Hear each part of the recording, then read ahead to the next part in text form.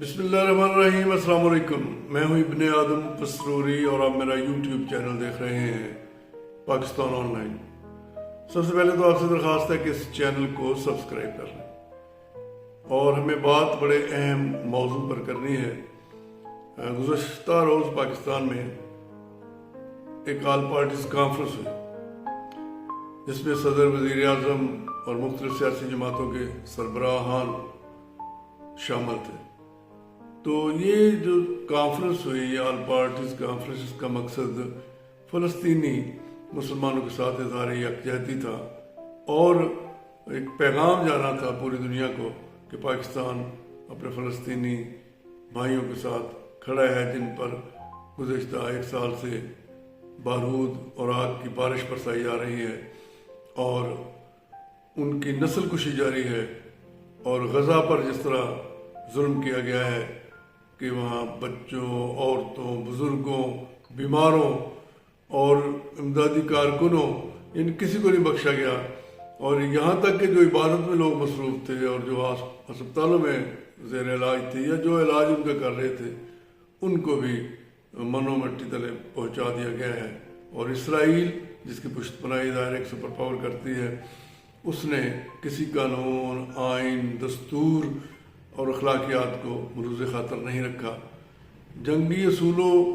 کی بالکل پامالی کی ہے۔ اور تو یہ ہے کہ آبادی جو ہوتی ہے، سویلین آبادی، اس پر کسی قسم کی جو بمباری کی اجازت نہیں ہوتی، اور اقوام متحدہ کے اصولوں میں بھی ایسا ہی لکھا ہے،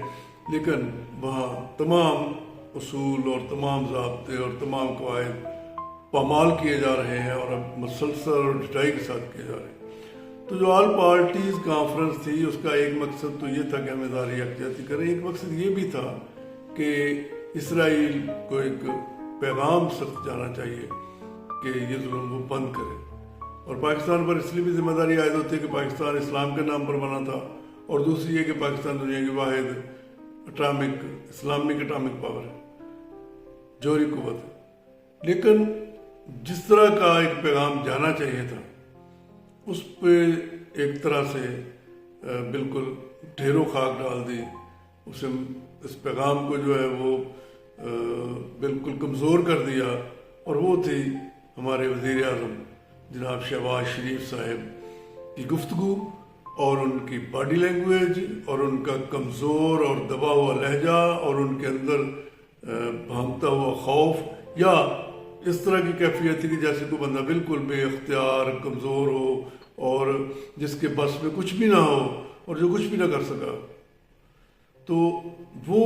جب انہوں نے اقوام متحدہ میں ہونے والی جو گزشتہ دنوں کانفرنس ایک تھی، اس کا احوال بیان کر رہے تھے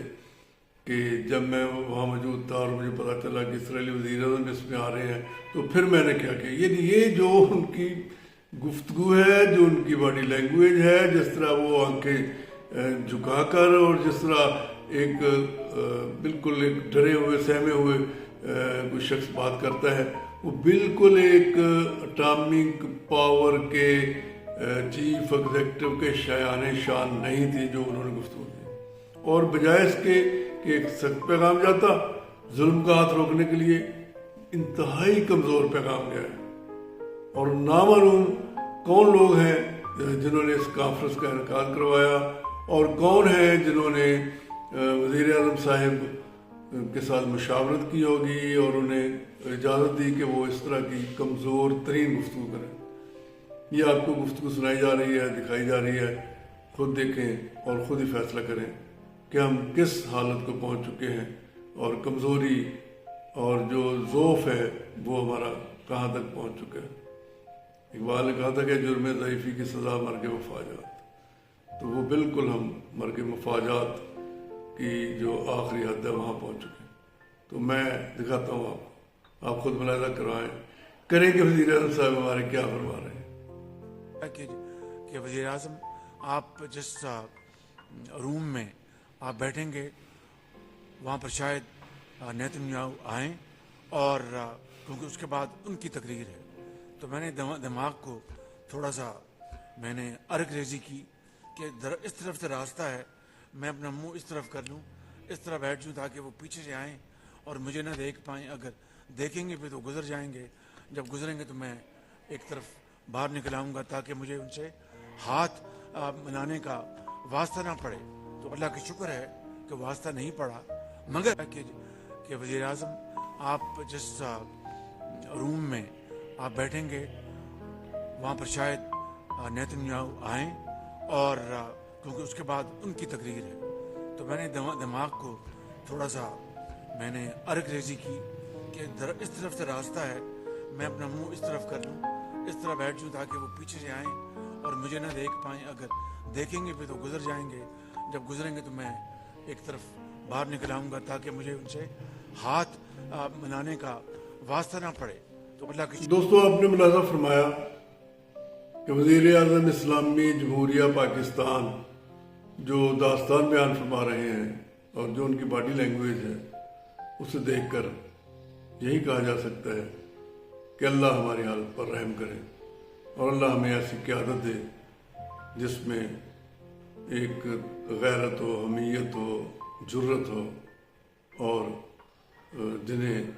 हमारी हिफाजत करना आती हो। थैंक